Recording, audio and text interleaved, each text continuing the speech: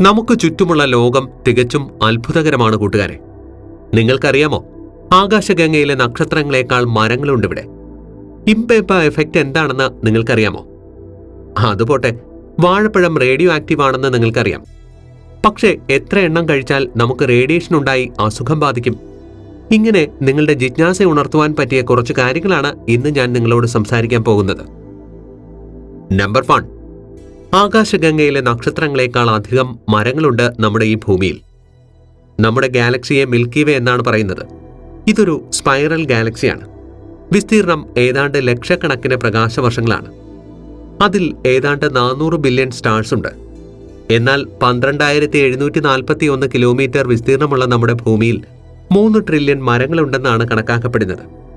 നമ്മുടെ ഗാലക്സിയുടെ വിസ്തീർണം ഭൂമിയേക്കാൾ 75 ട്രില്യൺ കൂടുതലാണ് താനും. എന്നാൽ പിന്നെ എങ്ങനെയാണ് ഭൂമിയിൽ ഇത്രയും മരങ്ങൾ വന്നത്? അതേക്കുറിച്ച് പറയാം. ഇതെങ്ങനെയെന്നാൽ, നമ്മുടെ ഗ്രഹത്തിലുള്ള മരങ്ങൾക്ക് വെറും മീറ്ററുകളുടെ അകലം മാത്രമാണുള്ളത്. എന്നാൽ സ്പേസിലുള്ള നക്ഷത്രങ്ങൾ തമ്മിലുള്ള അകലമാകട്ടെ ഏതാണ്ട് 5 പ്രകാശവർഷവുമാണ്. ഇത് ശരിക്കും കൂടുതലാണ്. നമ്പർ 2, ഭൂമിയുടെ പുറന്തോടിലെ ഏറ്റവും സമൃദ്ധമായ മൂലകമാണ് ഓക്സിജൻ. ഹൈഡ്രജനും ഹീലിയവും കഴിഞ്ഞാൽ പ്രപഞ്ചത്തിലെ ഏറ്റവും സമൃദ്ധമായ മൂന്നാമത്തെ മൂലകമാണിത്. 90% ഓക്സിജൻ ലഭ്യതയും ഉറപ്പുവരുത്തുന്നതിൽ നമ്മുടെ സമുദ്രങ്ങൾക്ക് നിർണായക പങ്കുണ്ടെന്ന് പറഞ്ഞാൽ നിങ്ങൾ വിശ്വസിക്കുമോ? വിശ്വസിച്ചേ മതിയാകൂ. നമ്മൾ ശ്വസിക്കുന്ന ഓക്സിജന്റെ ഭൂരിഭാഗവും ഉൽപ്പാദിപ്പിക്കുന്നത് മഴക്കാടുകളല്ല. ഇത് സമുദ്രത്തിലെ ഫൈറ്റോ പ്ലാങ്ക്ടനുകളാണ്. നമുക്കറിയാം, ഫോട്ടോസിന്തസിസിലൂടെയാണ് ഭൂമിയിലെ ഓക്സിജൻ എല്ലാം ഉൽപ്പാദിപ്പിക്കപ്പെടുന്നത് എന്ന കാര്യം. പ്രധാനമായും സൈനോ ബാക്ടീരിയയും ആൽഗകളുമാണ് ഇതിന് കാരണക്കാരാകുന്നത്. ഇത് സമുദ്രത്തിലും മറ്റ് അക്വാട്ടിക് പരിതസ്ഥിതിയിലുമാണ് കൂടുതലും കാണപ്പെടുന്നത്. അതായത് നദികൾ, കായലുകൾ, ചതുപ്പുകളിൽ ഒക്കെ. ഇവ സൂര്യപ്രകാശം ആഗിരണം ചെയ്ത് കാർബൺ ഡൈ ഓക്സൈഡും വെള്ളവും ചേർത്ത് ഗ്ലൂക്കോസും ഓക്സിജനും ഉണ്ടാക്കുന്നു. ഇതൊരു തരത്തിലുള്ള പഞ്ചസാരയാണ്. ഈ ഉപാപചയ പ്രവർത്തനത്തിന്റെ ബൈ പ്രോഡക്റ്റായാണ് ശരിക്കും ഓക്സിജൻ പുറത്തേക്ക് വരുന്നത്. ഭൂമിയുടെ 70% സമുദ്രത്താൽ ചുറ്റപ്പെട്ട് കിടക്കുകയാണ്. ആവശ്യത്തിനുള്ള സൂര്യപ്രകാശവും വെള്ളവും ന്യൂട്രിയൻസും ഫോട്ടോസിന്തസിസിന് പറ്റിയ പരിതസ്ഥിതി ഉണ്ടാക്കുകയാണ് ചെയ്യുന്നത്. അതിനാൽ ഫോട്ടോസിന്തസിസ് നടത്തുവാൻ കഴിയുന്ന സൂക്ഷ്മജീവികളുടെ, പ്രത്യേകിച്ച് സൈനോ ബാക്ടീരിയകളുടെയും ആൽഗകളെയും കൂടി ഉൾപ്പെടുത്തിക്കൊണ്ടുള്ള ആവാസ കേന്ദ്രമാണിത്. സൂര്യപ്രകാശമേറ്റ് ഫോട്ടോസിന്തസിസ് നടക്കുകയും ചെയ്യും. ആഴക്കടലിലും ഇവയെ നമുക്ക് കാണാം. അതുകൊണ്ടൊക്കെ തന്നെയാണ് സമുദ്രം ഭൂമിയിൽ ഓക്സിജൻ ലഭ്യത ഉറപ്പാക്കുന്നതിലെ പ്രധാന ഘടകമാകുന്നത്. നമ്പർ 3, മൂന്നാമത്തെ വസ്തുത, പല മൃഗങ്ങളും ഭൂമിയുടെ കാന്തിക ബലം കണക്കിലെടുത്താണ് സഞ്ചാരം നടത്തുന്നത്. പ്രത്യേകിച്ച് പക്ഷികളും മത്സ്യങ്ങളും സസ്തനികളും. ഇവ ഭൂമിയുടെ കാന്തിക ബലത്തിനനുസരിച്ച് ദിശ കണ്ടെത്തി സഞ്ചരിക്കാറുണ്ട്. ഇവയുടെ ശരീരത്തിൽ ഇതിനായി പ്രത്യേകം രൂപകൽപ്പന ചെയ്ത സംവിധാനവുമുണ്ട്. ചില പക്ഷികളുടെ കൊക്കിൽ മാഗ്നറ്റിക് ക്രിസ്റ്റലുകളുണ്ട്. മത്സ്യങ്ങളിലും ഇതുപോലെ കുറുകെയുള്ള ഒരു സംവിധാനം കാണുവാൻ കഴിയും.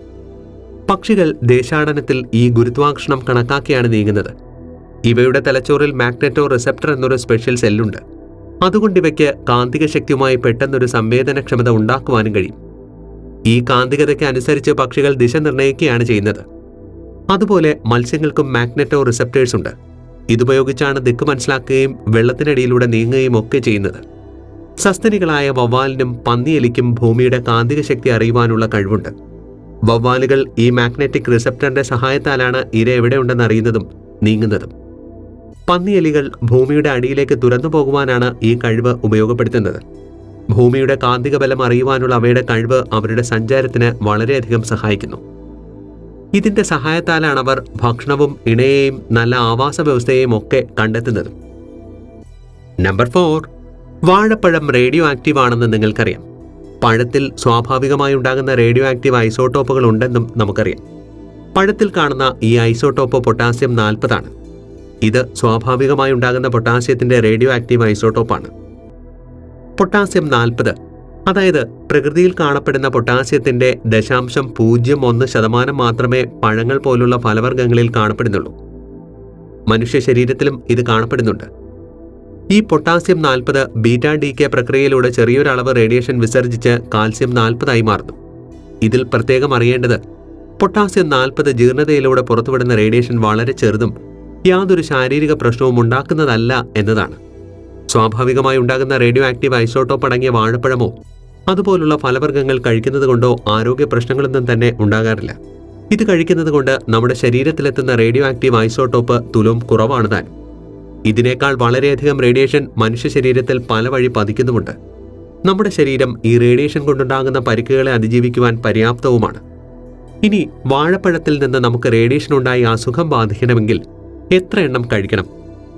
വാഴപ്പഴത്തിൽ നിന്ന് റേഡിയേഷൻ ഉണ്ടായി നമ്മൾ മരിക്കണമെങ്കിൽ 1 ബില്യൺ വാഴപ്പഴമെങ്കിലും കഴിക്കേണ്ടതായി വരും.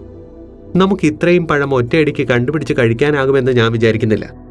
അതുകൊണ്ട് തന്നെ വാഴപ്പഴം കഴിച്ചതുകൊണ്ട് നിങ്ങൾ റേഡിയേഷൻ ഏറ്റ് മരിക്കുമെന്നും ഞാൻ വിചാരിക്കുന്നില്ല. നമ്പർ 5, വലിയൊരു മേഘത്തിന് മില്യൺ പൗണ്ട് ഭാരമുണ്ടാകും. മേഘത്തിന്റെ ഭാരം അതിന്റെ വലിപ്പത്തിനും രൂപത്തിനും അതിലടങ്ങിയിരിക്കുന്ന കണികകൾക്കും അനുസരിച്ച് വ്യത്യാസപ്പെട്ടിരിക്കുന്നു. ചെറിയ മേഘങ്ങൾക്ക് കുറച്ച് പൗണ്ട് ഭാരമേ ഉണ്ടാവുകയുള്ളൂ. വലിയ വലിയ മേഘങ്ങൾക്ക് 100ഉം 1000ഉം ചിലപ്പോൾ മില്യൺ പൗണ്ട് വരെ ഭാരമുണ്ടാകാം. ഇതിനർത്ഥം വലിയ മേഘങ്ങൾക്ക് ലോകത്തെ ഏറ്റവും വലിയ എയർലൈനിൽ ആൾക്കാരെയും സാധനങ്ങളെയും കയറ്റിയാൽ എത്ര ഭാരമുണ്ടാകുമോ അത്രയും കാണും എന്നാണ്.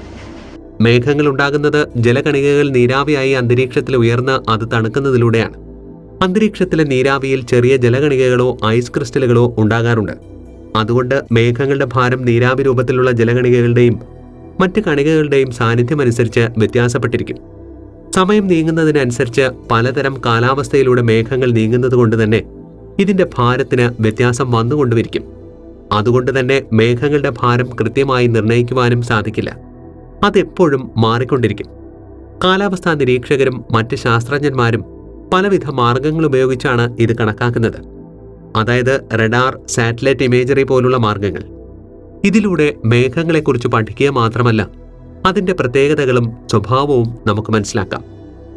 നമ്പർ 6, ചൂടുവെള്ളം തണുത്ത വെള്ളത്തേക്കാൾ പെട്ടെന്ന് ഉറഞ്ഞ ഐസാകുന്നു. ഇംപെമ്പ എഫക്റ്റ് എന്ന പ്രതിഭാസത്തിലൂടെയാണ് ചൂടുവെള്ളം തണുത്ത വെള്ളത്തേക്കാൾ വേഗത്തിൽ തണുത്തുറയുന്നത്. ഇതിന് ചില സാഹചര്യങ്ങളും ആവശ്യമാണ്. 1960-ൽ ടാൻസാനിയയിലെ വിദ്യാർത്ഥിയായിരുന്ന റെസ്റ്റ ഇംപാമ്പെയാണ് ഇതിനെക്കുറിച്ച് ആദ്യമായി ഉന്നയിക്കുന്നത്.